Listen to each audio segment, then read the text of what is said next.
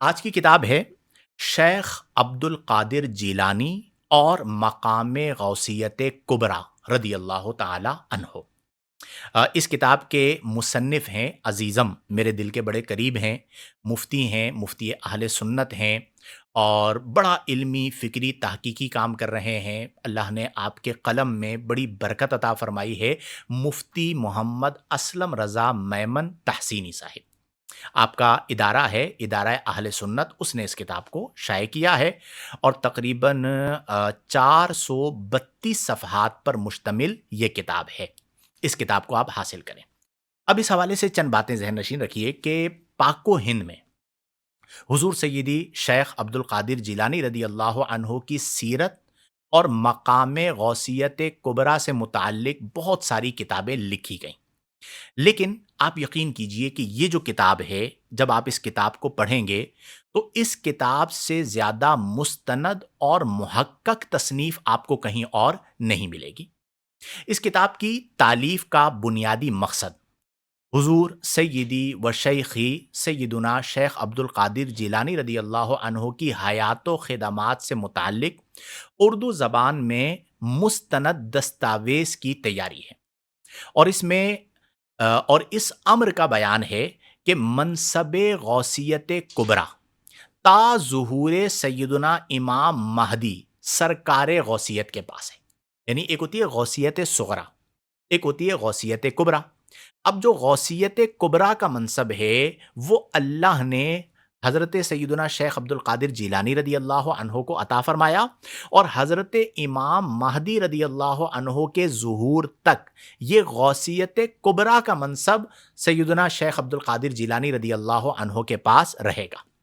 اسی طرح ایک اور جو بڑی خوبی ہے اس کتاب میں وہ یہ ہے کہ اس میں تصوف کے حقیقی معنی و مفہوم کو قرآن و حدیث اور علماء اور اولیاء امت کے اقوال کی روشنی میں بیان کیا گیا ہے۔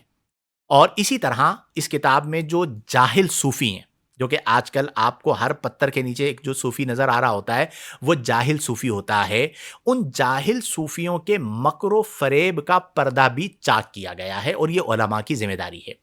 اسی طرح اس امر کو بھی واضح کیا گیا ہے کہ راہ سلوک پر چلنے سے قبل علم دین کا حصول اور شریعت مطہرہ کے احکام کی پابندی نہایت ضروری ہے۔ بصورت دیگر جاہل صوفی شیطان کے ہاتھوں کھلونا بن کر رہ جاتا ہے، جو خود بھی گمراہ ہوتا ہے اور اپنی جہالت اور بے عملی کے باعث دوسروں کو بھی گمراہ کرتا ہے۔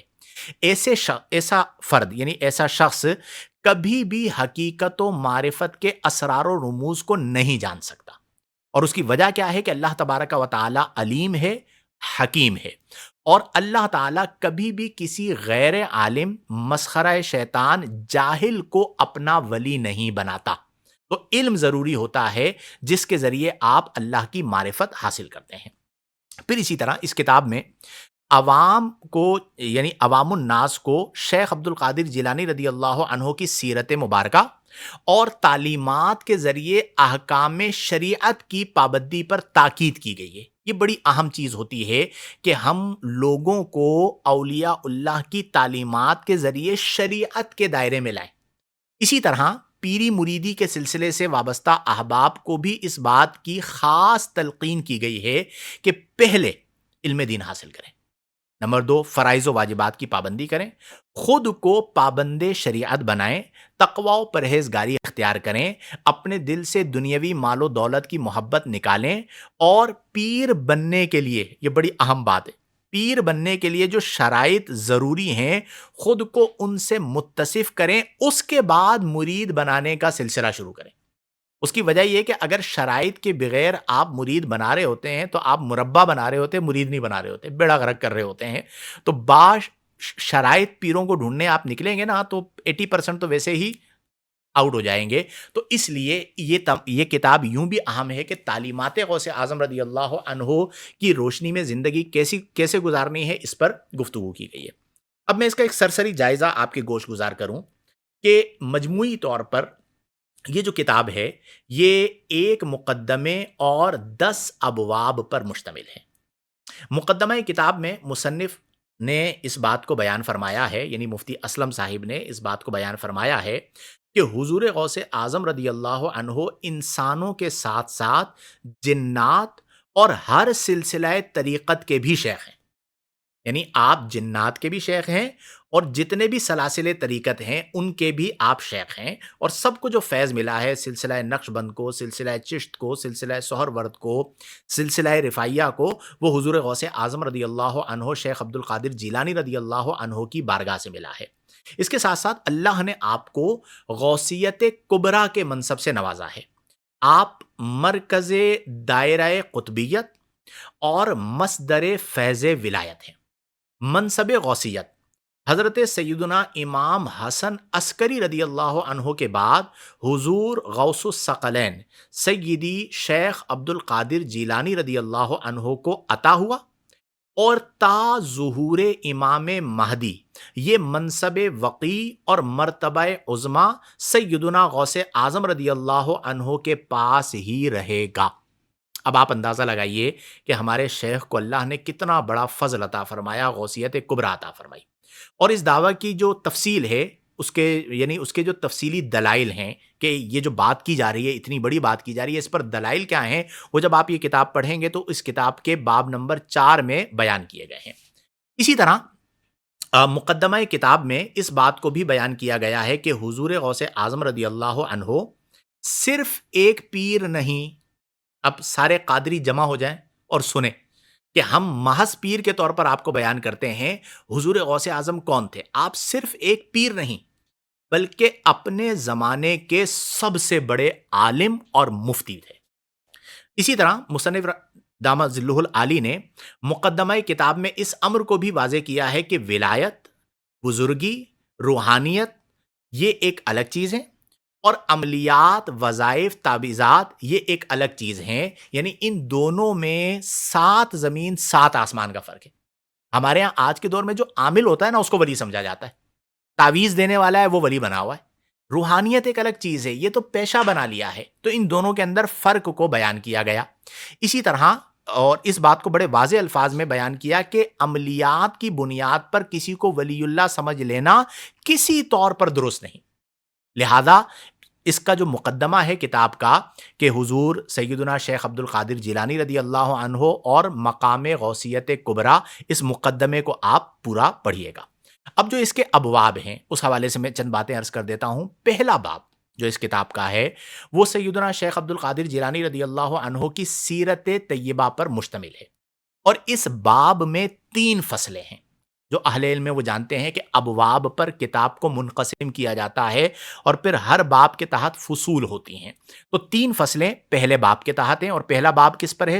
حضور غوث اعظم رضی اللہ عنہ کی سیرت پر. اس میں جو پہلی فصل ہے اس میں حضور غوث اعظم رضی اللہ عنہ کے بچپن کے حالات و واقعات بیان کیے گئے ہیں.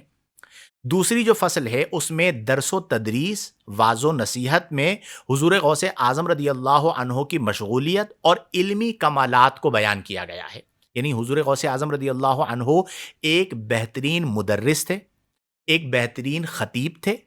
آپ مسند تدریس پر بیٹھتے تو آپ کے علم سے طلباء استفادہ کرتے، اور جب آپ مسند تقریر یا خطاب پر بیٹھتے، منبر پر بیٹھتے، تو عوام الناس بھی اس سے استفادہ کیا کرتی تھی. اور آپ کی مشغولیت کیا تھی؟ بالخصوص میری گزارش ہوگی طلباء کرام اور معزز علماء کرام بھی اس حصے کو لازمی پڑھیں. پھر اسی طرح جو تیسری فصل ہے اس میں حضور سیدنا شیخ عبد القادر جیلانی رضی اللہ عنہ کی عبادت، ریاضت اور معمولات کو بیان کیا گیا ہے کہ آپ کے روزمرہ کے معمولات کیا تھے. ہمارے ہاں کیا ہوتا ہے کہ جب کوئی عالم بن جاتا ہے یا مشہور مفتی بن جاتا ہے، بعض جگہوں پر تو یہ ہوتا ہے کہ وہ سنن غیر مؤکدہ کو مطلقاً چھوڑ دیتے ہیں، اور یہ سوچ بھی دی جاتی ہے اگرچہ اس کی رخصت کسی طور پر موجود ہوتی ہے. لیکن یاد رکھیں کہ عبادت کی اپنی برکتیں، ریاضت کی اپنی برکتیں. جتنی آپ کی عبادت اور ریاضت بڑھتی چلی جاتی ہے علم کے ساتھ، اتنا آپ کا ذوق، عرفان اور باطنی علوم کی راہیں آپ کے لیے کھلتی چلی جاتی ہیں. تو جب حضور سیدنا شیخ عبد القادر جیلانی رضی اللہ عنہ کی عبادات کو آپ پڑھیں گے تو آپ میں جذبہ بیدار ہوگا. تو یہ پہلے باب کے اندر اس بات کو بیان کیا گیا. اس کے بعد جو دوسرا باب ہے اس میں سیدنا غوث اعظم رضی اللہ عنہ کی تعلیمات و ارشادات سے متعلق چیزوں کو بیان کیا گیا ہے، اور یہ باب بھی 3 فصلوں پر مشتمل ہے. پہلی فصل میں حضور سیدنا شیخ عبد القادر جیلانی رضی اللہ عنہ کی تعلیمات کو بیان کیا گیا کہ آپ نے لوگوں کو کیا سمجھایا، کیا سکھایا، کیا فکر دی، وہ تمام چیزیں وہاں پر موجود ہیں۔ اور آج کے دور میں جو دین کا کام کرنا چاہتے ہیں ان سے میری گزارش ہوگی کہ آپ اپنی تقریر کو، اپنی تدریس کو، اپنی گفتگو کو تعلیمات غوث اعظم رضی اللہ عنہ کے مطابق ڈھالیں، تو پھر انشاءاللہ آپ کو نفع ہوگا۔ اسی طرح دوسری فصل میں حضور غوث اعظم رضی اللہ عنہ کے تحدیث نعمت پر مبنی چند ارشادات کو بیان کیا گیا ہے، جو غوث اعظم رضی اللہ عنہ کے ارشادات ہیں۔ تیسری فصل میں حضور غوث اعظم رضی اللہ عنہ کے فرامین کے ذریعے احکام شریعت پر عمل کی تلقین کی گئی ہے۔ اس کے بعد جو تیسرا باب ہے وہ کرامات سے متعلق ہے۔ اس باب میں بھی 3 فصلیں بنائی گئی ہیں۔ پہلی فصل میں قرآن و حدیث کی روشنی میں کرامات اور اختیارات اولیاء پر دلائل ہیں۔ آج کل جو منکرین کرامات ہیں اور اولیاء کرام کے اختیارات پر گفتگو کرتے ہیں، تو آپ اس کتاب کا مطالعہ کریں تاکہ آپ کے پاس دلائل موجود ہوں اور آپ ان کے سامنے دلائل رکھ سکیں کہ اگر ہم کرامات اولیاء کے قائل ہیں تو یہ دلائل ہیں اس کے، اور اختیارات اولیاء کے قائل ہیں جو اللہ نے عطا فرمائے ہیں، یہ دلائل ہیں اس کے۔ دوسری فصل میں حضور سیدنا شیخ عبد القادر جیلانی رضی اللہ عنہ کی چند مشہور کرامات کا بیان ہے، اور تیسری فصل میں حضور غوث اعظم سے منسوب بعض جھوٹی کرامات اور واقعات کا ذکر کر کے ان کا رد کیا گیا ہے۔ آپ نے دیکھا ہوگا سوشل میڈیا پر کچھ لوگوں کی ایسی ویڈیوز چل رہی ہوتی ہیں جن میں وہ عجیب و غریب کرامتیں بیان کر رہے ہوتے ہیں حضور غوث اعظم کی، اور پھر اس پر میمز بنتی ہیں اور لوگ تماشا بناتے ہیں۔ اب ہم خود اس بات کو بتا رہے ہیں کہ کئی ایسی کرامات ہیں جو من گھڑت ہیں، جو جھوٹی ہیں، اور وہ منسوب کر دی گئی حضور غوث اعظم رضی اللہ عنہ کی طرف، اور ہمیں میں سے جو نادان دوست ہیں وہ کیمرے کے سامنے آ کر ان کرامتوں کو بیان کر رہے ہوتے ہیں اور پھر تماشا لگتا ہے۔ تو اس کتاب میں اس کا رد کر دیا گیا ہے، آپ پڑھیں، اور کل وہ ویڈیو کوئی آپ کو بھیجے کہ دیکھیں یہ کیا بیان ہو رہا ہے، تو آپ انہیں بتائیں بھئی یہ ہمارے مسلک میں کہیں پہ بھی نہیں ہے، غوث اعظم کی سیرت میں یہ چیز کہیں پر بھی نہیں ہے، جاہل لوگوں نے انہیں ان کی طرف منسوب کر دیا ہے۔ اس کے بعد چوتھا باب اس امر کے بیان میں ہے کہ غوثیت کبریٰ کا منصب حضور غوث اعظم رضی اللہ عنہ کو حاصل ہے، اور یہ چونکہ ٹائٹل آپ نے کتاب کا دیکھا کہ حضور غوث اعظم رضی اللہ عنہ اور مقام غوثیت کبریٰ، تو اس اعتبار سے یہ اس کتاب کا اہم ترین باب ہے، اور اسی اہمیت کی وجہ سے اس باب میں 5 فصلیں بنائی گئی ہیں۔ نمبر 1، پہلی فصل میں حضور غوث اعظم رضی اللہ عنہ کے فضائل و مناقب بیان کیے گئے ہیں۔ دوسری فصل میں حضور غوث اعظم رضی اللہ عنہ کے مقام غوثیت سے متعلق امور کو بیان کیا گیا ہے، اور اس فصل میں ضمنی طور پر یہ بھی بیان کیا گیا ہے کہ سلسلہ چشتیہ، سلسلہ نقشبندیہ، سلسلہ شاذلیہ سے بلا واسطہ یا بالواسطہ تعلق رکھنے والے بعض اکابر اولیاء کرام، مثلا حضرت خواجہ معین الدین چشتی اجمیری رحمہ اللہ، خواجہ بہاؤ الدین نقشبند رحمہ اللہ، خواجہ فرید الدین گنج شکر رحمہ اللہ، اور شیخ ابو مدین مغربی رحمہ اللہ وغیرہ بھی حضور غوث اعظم سے فیضیاب ہیں اور آپ کے مقام غوثیت کے آگے سر تسلیم خم کرتے ہیں۔ اسی طرح سلسلہ نقشبند کے اندر بھی ہے اور دیگر سلاسل میں بھی ہے۔ تیسری فصل میں اس امر کا بیان ہے کہ اللہ کی عطا سے ولایت کی تقسیم حضور غوث اعظم کے دست مبارک میں ہے، اور سلسلہ قادریہ تمام سلاسل سے افضل ہے۔ یہ بھی بڑی اہم بات ہے کہ حضور غوث اعظم رضی اللہ عنہ ولایت کو تقسیم فرماتے ہیں۔ اسی طرح چوتھی فصل میں ان اولیاء کرام کا ذکر ہے جنہوں نے حضور غوث اعظم رضی اللہ عنہ کی غوثیت کبریٰ کے اعلان پر اپنی گردنیں جھکا دی اور آپ کو غوث اعظم اور قطب الاقطاب تسلیم کیا۔ پانچویں فصل میں اس بات کا بیان ہے کہ سیدنا امام مہدی رضی اللہ تعالی عنہ سیدنا غوث اعظم رضی اللہ عنہ سے افضل ہیں یا نہیں۔ علمی بحث ہے اور بڑی مزیدار بحث ہے، یہ آپ سب کو پڑھنی چاہیے۔ اور اس فصل میں یہ بھی واضح کیا گیا ہے کہ کسی کو خلافت و نیابت کا منتقل ہونا، جیسے غوثیت کبریٰ حضرت امام مہدی رضی اللہ عنہ کو منتقل ہوگی، یہ افضلیت یا کسی اور سے سلب خلافت کی دلیل نہیں ہوتا۔ دلائل کی روشنی میں اس بات کو بیان کیا گیا۔ یہ باب مکمل ہوا یہاں پر۔ اس کے بعد ہے پانچواں باب۔ پانچواں باب اس امر میں ہے کہ حضور غوث اعظم کے وسیلے سے دعا قبول ہوتی ہے، اور اس میں بھی 2 فصلیں ہیں۔ پہلی فصل میں حضرات اولیاء کرام سے توسل کے جواز پر دلائل ہیں۔ یہ مجھ سے ایک سوال بھی ہوا تھا کہ اہل سنت کا توسل کے باب میں کیا عقیدہ ہے، تو آپ یہ کتاب پڑھیے، توسل کے دلائل موجود ہیں، اگر کوئی انکار کرتا ہے اس کے سامنے دلیل پیش کیجئے اور اسے کہیں اس دلیل کا رد کر کے دکھاؤ۔ دوسری فصل میں سرکار غوث اعظم رضی اللہ عنہ کو اپنی دعاؤں میں وسیلہ بنانے سے متعلق امور کو بیان کیا گیا۔ اسی طرح آج سوال بھی آیا تھا، اسی فصل میں نماز غوثیہ کی اہمیت، فضیلت اور جواز پر دلائل بھی پیش کیے گئے ہیں، اشکالات کو دور کیا گیا ہے، تو وہ آپ مزید اگر تفصیل چاہتے ہیں، ضمناً تو میں نے ذکر کر دیا تھا، تو آپ اس کتاب کا مطالعہ کر لیجئے۔ اس کے بعد ہے چھٹا باب۔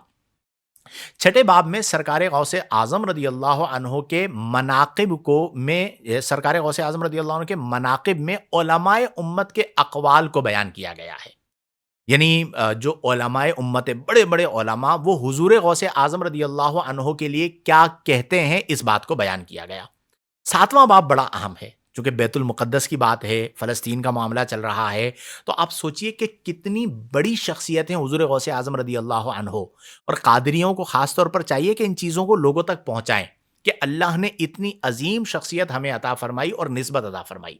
ساتویں باب میں بیت المقدس کی آزادی میں حضور سیدی شیخ عبد القادر جیلانی رضی اللہ عنہ کے شاگردوں اور مریدوں کے کردار کو بیان کیا گیا ہے، اور یہ باب 2 فصلوں پر مشتمل ہے۔ پہلی فصل میں اس بات کا بیان ہے کہ سلطان نور الدین زنگی اور سلطان صلاح الدین ایوبی مدرسہ قادریہ کے تربیتی یافتہ اور بارگاہ غوثیت سے فیضیاب تھے۔ اب آپ اندازہ لگائیے کہ حضور غوث اعظم رضی اللہ عنہ کی کیا شان ہے۔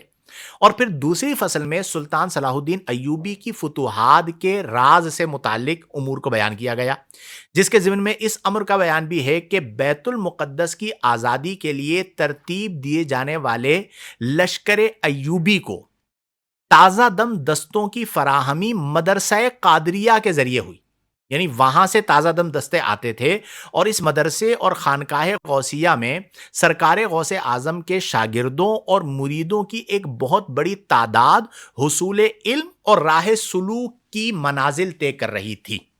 بوقت ضرورت ان قادری مجاہدوں اور صوفیہ کرام نے جہاد میں بھرپور حصہ لیا اور بیت المقدس کی آزادی میں اپنا کردار ادا کیا۔ اس سے آپ اندازہ لگائیے کہ حضور غوث اعظم رضی اللہ عنہ کے فیض یافتہ شاگردوں اور مریدوں نے بیت المقدس کی آزادی میں اپنے حصے کو شامل کیا، تو وہ بھی فیضان ہے حضور غوث اعظم رضی اللہ عنہ کا۔ پھر اسی طرح جو 8واں باب ہے، اس میں حضور غوث اعظم رضی اللہ عنہ پر وارد اعتراضات کے جائزے کو، یعنی وارد جو اعتراضات ہیں ان کا ایک جائزہ لیا گیا ہے، اور اس جائزے میں 4 فصلیں بنائی گئی ہیں، چونکہ کئی ایسے لوگ ہیں جو حضور غوث اعظم رضی اللہ عنہ پر طرح طرح کے اعتراضات کرتے ہیں۔ پہلی فصل میں آپ رضی اللہ عنہ کے نسب شریف پر وارد اعتراضات کا محاکمہ کیا گیا ہے، اور اس میں دلائل سے حضور غوث اعظم کی سیادت متواترہ کو ثابت کیا گیا ہے۔ دوسری فصل میں حضور سیدی شیخ عبد القادر جیلانی رضی اللہ عنہ کے مسلک کو بیان کیا گیا، اور کچھ لوگ یہ کہتے ہیں کہ آپ غیر مقلد تھے، اور دلیل کیا ہے کہ آپ رفع یدین کیا کرتے تھے، تو آپ کے غیر مقلد ہونے کی نفی کی گئی اور رفع یدین کرنے کی وجہ بیان کی گئی کہ آپ رفع یدین کیوں کرتے تھے، اور اسی طرح اس اعتراض کا بھی جواب دیا گیا کہ سرکار غوث اعظم رضی اللہ عنہ نے مجتہد ہونے کے باوجود تقلید کیوں کی، کیونکہ اس زمانے کے اندر حنبلی مسلک ختم ہونے کے قریب تھا، تو آپ اجتہاد کے درجے پر فائز تھے، لیکن اس کے باوجود آپ نے تقلید کرتے ہوئے حنبلیت کو اختیار کیا، اور پھر اس مسلک کو آپ کی وجہ سے ترویج ملی۔ جب آپ کتاب پڑھیں گے تو آپ کو یہ چیز مل جائے گی۔ اسی طرح تیسری فصل میں تعلیمات غوث اعظم رضی اللہ عنہ کو مسخ کرنے کے الزام اور اس سلسلے میں اہل سنت و جماعت پر لگائی جانے والی تہمتوں کا جواب دیا گیا ہے۔ چوتھی فصل میں حضور سیدنا شیخ عبد القادر جیلانی رضی اللہ عنہ سے منسوب مختلف تصنیفات کو بیان کیا گیا ہے، اور اس میں ہر تصنیف کے بارے میں متعدد علماء اور محققین کی رائے کو بھی نقل کیا گیا ہے۔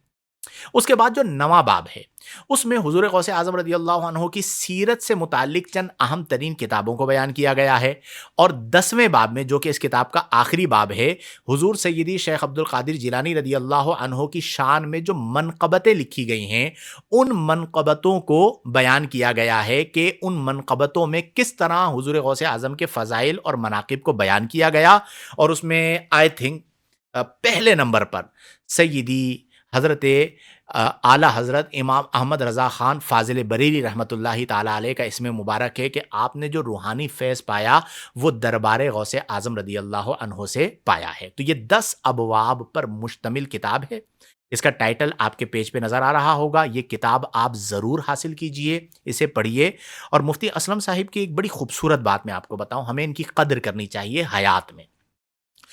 پاکستان میں آپ میں سے کئی لوگ ہوں گے جو ان کے نام سے بھی شاید صحیح طرح واقف نہ ہوں اگر آپ کا کتابوں سے تعلق نہیں ہے، لیکن جن کا کتابوں سے تعلق ہے وہ ان کے نام سے واقف ہوں گے، لیکن میں چاہتا ہوں عوام الناس انہیں جانیں۔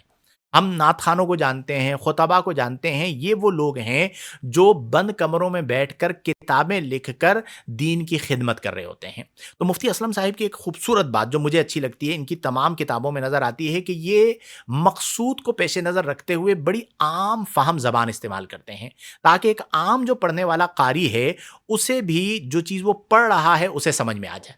ورنہ بعض لکھاری کیا کرتے ہیں، وہ اپنا مبلغ علمی ثابت کرنے کے لیے مشکل الفاظ کا سہارا لیتے ہیں، تو بعض اوقات قاری تنگ آ کر اس کتاب کو بند کر دیتا ہے۔ تو عام فہم زبان آپ کو ملے گی۔ پھر اسی طرح ماخذ اور مراجع بہت امپورٹنٹ ہوتے ہیں۔ اگر آیت لکھی ہے تو اس کا مکمل حوالہ ملے گا، اگر کوئی بات منقولی ہے یعنی نقل شدہ ہے تو اس کا آپ کو حوالہ ملے گا کہ یہ بات کس کتاب سے لی گئی ہے۔ تو مکمل حوالہ جات کے ساتھ یہ کتاب میسر ہے۔ 11ویں شریف کا مہینہ ہے، ربیع الثانی ہے، کل انشاءاللہ ہمارے یہاں چاند نظر آ جائے گا حتمی طور پر، تو اس ماہ مبارک میں اس کتاب کا ضرور مطالعہ کریں۔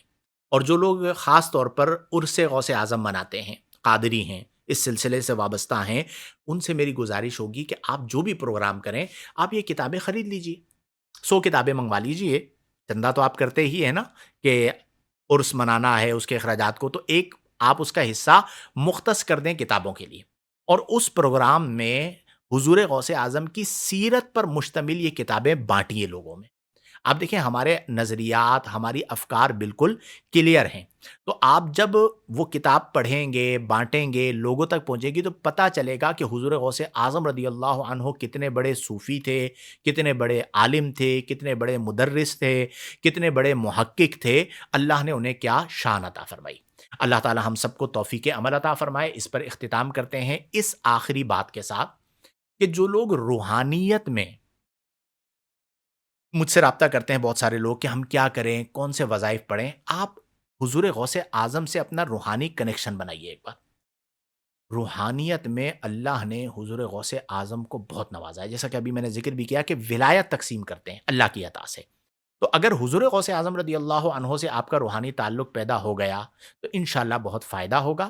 تعلق کیسے پیدا کریں؟ ایصال ثواب کریں نمبر 1، اور حضور غوث اعظم کی تعلیمات کو پڑھیں۔ ایسے ایسے الفاظ ملتے ہیں، ایسے ایسے اقوال ملتے ہیں، جیسے ابھی میں نے قول ذکر کیا تھا شروع میں کہ الاعراض عن الخلق حق والاشتغال بخالقہم احق۔ یہ وہی کہہ سکتا ہے جسے اللہ تعالیٰ نے علم لدنی عطا فرمایا۔ تو اگر روحانی ترقی چاہتے ہیں تو بھی حضور غوث اعظم رضی اللہ عنہ سے اپنے تعلق کو مضبوط کیجیے۔ میں اللہ کے حضور دعا کرتا ہوں کہ اللہ تبارک و تعالی ہم تمام کو فرائض و واجبات کی پابندی کرنے، صغائر و کبائر سے اجتناب برتنے، قرآن و سنت، شریعت و سنت اور احکام شریعت و طریقت کے مطابق زندگیاں بسر کرنے کی توفیق عطا فرمائے۔